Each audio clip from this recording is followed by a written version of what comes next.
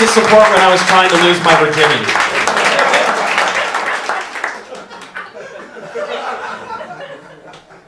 No answer? That's fine. That's fine. Well, thank you guys so much for coming. I love New York. I'm super excited to be here. I live in this apartment with two women, and it's great. It's really great living with two women, mostly because I know I'm the bad roommate. Don't have to worry any energy about it. I just know I'm the problem. I can tell just because of the notes that we leave for one another. It's just really obvious. Their notes are so nice. Hey guys, I got bored last night. I made cookies. Boop. I'm really sorry though, I used all the brown sugar. I'm gonna replace it tomorrow. First thing, boop. Because I use a feather quill pen. Compared to the notes I have to leave them. Hey girls, I got drunk last night. I drank all the vanilla. Gonna replace it tomorrow because we also need a better plunger. Guess it's a broken crayon that I write with. It's nice living with two women. When I first moved in to live with them, a lot of people asked, like, oh, it's gonna be like Three's Company, right? Yeah, if they lived with Mr. Roper, that's what it would be like. I know that reference wasn't for everyone here, that's fine. There's gonna be a lot of that, but later there's gonna be something for you. You'll be like, we were just talking about Manchester by the Sea. It was only okay, he's right. That's fine. It's fun living with these girls. It's horrible for my self-esteem though, because these are adult functioning women, which means they have adult functioning jobs, and that means they date adult functioning men, unlike me. Every guy they bring back, 6'10", hang gliding instructor from Columbia, university and country.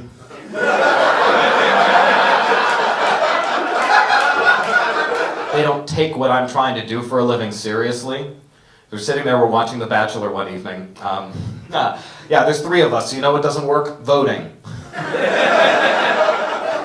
You just found out democracy's failing? I've known for 4 years. So, we're watching this guy choose from a harem of women that he respects by the end of the season, you know, and one of them turns and looks to the other one and goes, oh my gosh, I met this new guy at work. He is so cute. He is so smart. And he is the funniest guy I've ever met in my life.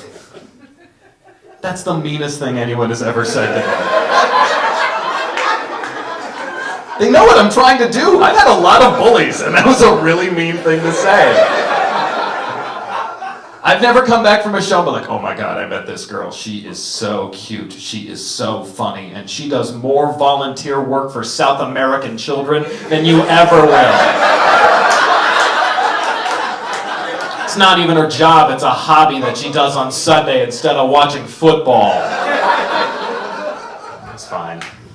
She didn't mean it. She just didn't know what I'm doing with my life. She just moved to live with us from Canada. She's not Canadian, she's just really Canadian. And when she moved in to live with us, she asked me about the neighborhood. She's like, look, I've never lived in New York. Do I need to worry about somebody breaking into our apartment and stealing everything? I said, yeah, it's New York. Anything can happen to anyone, anywhere, and any time. Those are the rules. But we do live in a 6th-floor walk-up. So if anyone breaks in and carries a bunch of stuff out, they kind of deserve whatever they steal, right? Sounds fair. Here's the problem with that joke. Somebody did it. Yeah, somebody broke into our apartment, stole everything. Jewelry, electronics, valuables, phone chargers. Super inconvenient, by the way.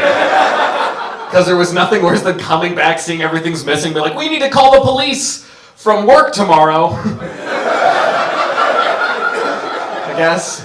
When I saw the whole apartment had been robbed, I ran to my room to make sure the Magic the Gathering cards are still there. A lot of you don't know what I'm talking about, but you probably have your own really expensive hobby, like sex with women. I don't know what you do for fun. And so it's weird when your apartment gets robbed, because it's a very Buddhist experience too, you're walking around with all the dusty outlines where your TV was, but they're like, hey, we still have both chairs. And the ironic Ann Coulter book, they don't want that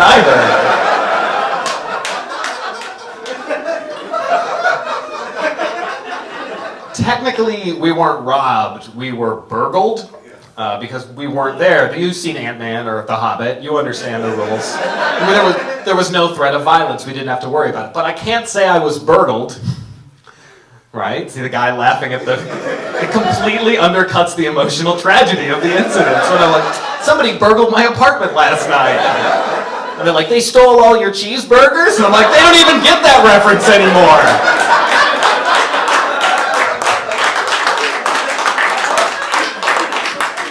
I really want to find the guys who did this because I want to hire them to work as movers. That's the big thing that I took from this. No, but it's true. You learn a lot about women and decorating and the things they get away with. Because as a guy, I can't get away with these things. They get to hang up inspirational quotes and phrases on the walls. They have trust written on one of the walls, right? Be honest today. Take what you want, Becky. Whatever it is that she needs to get through her day. And I can't do that as a guy, because I can't bring a girl back to my apartment and have the words, take what you want tonight, Paul.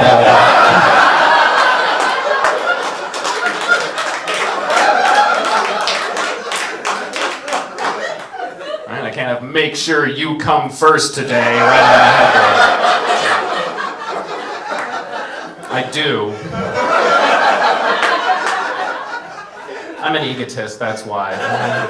I think it's part of the human condition, especially living in New York. You have to be an egotist to be here. Do you think of yourself as an egotist? I don't care what you think, I'm an egotist. I don't. It's just part of the human condition. My favorite example is in our solar system, right? All of the planets are named after Roman gods and deities. Right? You have Neptune, Jupiter, Saturn, Uranus, ha ha ha ha ha ha.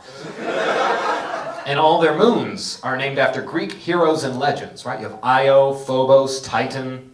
Then we have Earth, our home planet. We have one rock that drifts around our planet. And what have we named our moon? The moon! It's the most egotistical thing in the world. It's like naming your daughter Woman.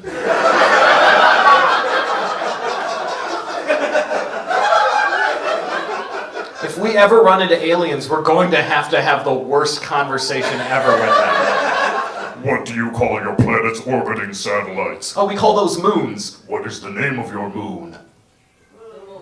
Yeah. Moon. No, what is its name? What do we call it? The moon. It's a who's on first routine that ends in intergalactic warfare. I've told this joke a few times, and somebody had the gall to correct me on it. They came up to me afterwards, they like, actually, Paul, some people refer to it as Luna Major. No, they don't. Right? Even if they did, that's just Latin for the moon.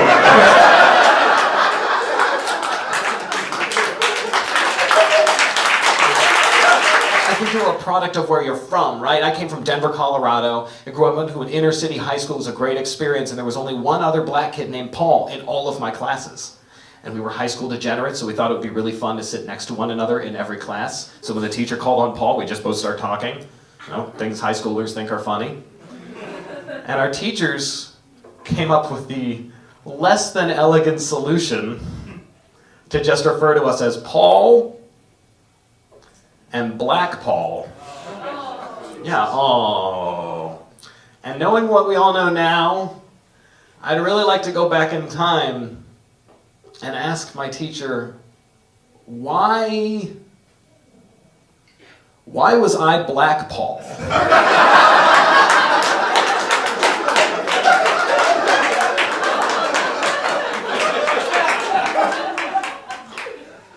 Yeah, we focus too much on our differences, I think is the problem. As a country, we need to focus on the things that we all have in common, because there's a lot of them. Like, we all procrastinate doing laundry. Why do we all procrastinate doing laundry? There has been no physical labor involved in that in decades. The hardest part about doing laundry, picking what to watch on Netflix while the machine does it for you, right? No, it's true. If somebody gave me dirty socks and a washing board, I would just sell the washboard to Mumford & Sons and buy new socks. That joke is called Hopeless Launderer. Comedians don't usually title jokes, but I couldn't miss that opportunity. But there's a lot of other things like fear is what drives a lot of us, and we should be working to conquer our fear and work against it. One of my good friends back home in Denver decided he wanted to conquer his two biggest fears at the same time. Those were planes and heights. And so he agreed we should all go skydiving with him. And that was a brave decision on his part. And it wasn't until we got to the front desk and I was handing the woman my money that I realized that this is like me spending $250 to get prison raped by clowns. I did it. Skydiving. My dad's realized, because I haven't had a long, real relationship with a woman in a long time, he's realized I'm not gay, I'm unlovable, and there is a difference. And he found that out when I got my first big comedy gig in the city, and I set my Facebook status to a vague, big things happening in my life. And earlier that day, somebody had gone on my computer and just changed it to interested in men. So I get an awkward call from my dad later that day. He's like, "Hey, buddy. Saw your Facebook status." I was like, "Yeah, I'm real excited working with a talented group of guys." He's like, "I bet." Kind of wish you'd called and told us first. It's like, "Yeah, but you know how it is. You make these announcements online, everyone finds out, you're being supportive." It's like, "Yeah, I guess I get that. We kind of knew it was going to happen when you moved to New York anyways." So I'm bad at it. I'm bad at dating. I don't like the internet dating. I don't like the apps. I don't get it. OkCupid is the worst name for something ever. Okay is not the adjective I want to use to describe my future wife. Right?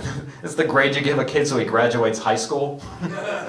It's a Yelp review for a White Castle. It's not the woman I spend the rest of my life with. And Tinder is the thing you set on fire before anything real happens too. So let's not act like it's better either.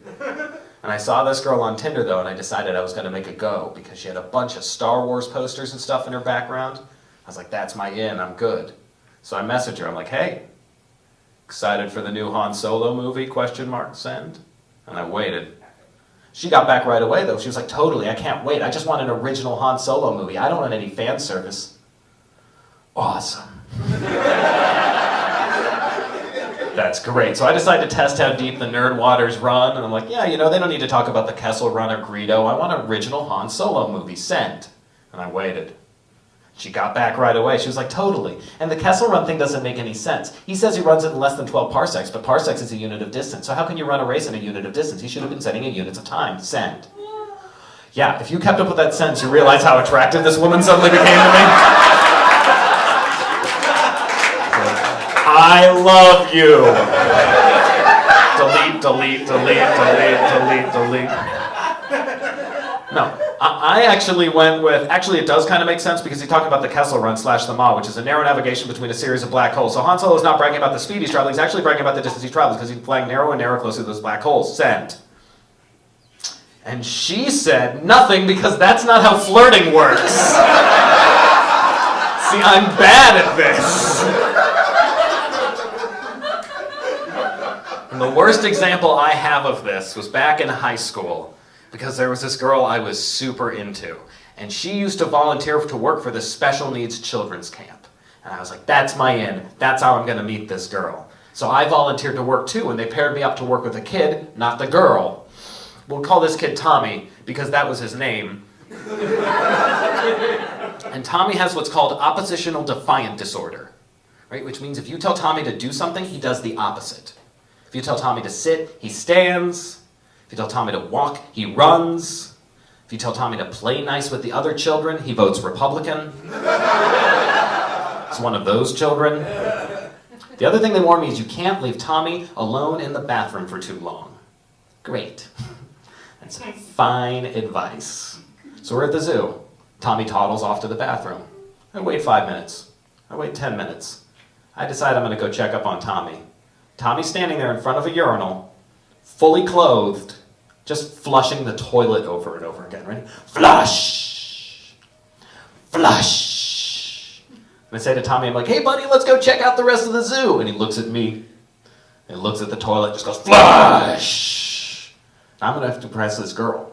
So I take his hand, I start pulling him away, and he just reaches out with his other arm. Flush! Game on, Tommy. So I pick him up underneath your shoulders like you do with little kids, and he kicks with his leg. Flush! Now, I'm not about to be beaten by a child. I'm 14. I'm an adult. So I take one of his hands and I pin it to the wall, and I take another hand and I pin it to the wall, and I get both of his little legs between mine, and that's when I realize I'm straddling a child in a public restroom. The girl didn't come in, it's fine.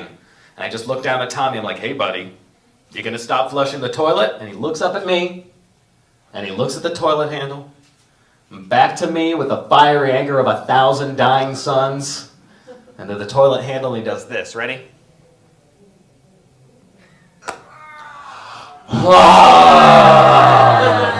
Don't you awe? That's the kind of drive and determination I have never possessed in my life. I've never been a mouth-to-toilet kind of guy. It's been years since I worked with Tommy. Do you know where Tommy is now? Harvard. Cleaning toilets. Thank you guys so much for coming.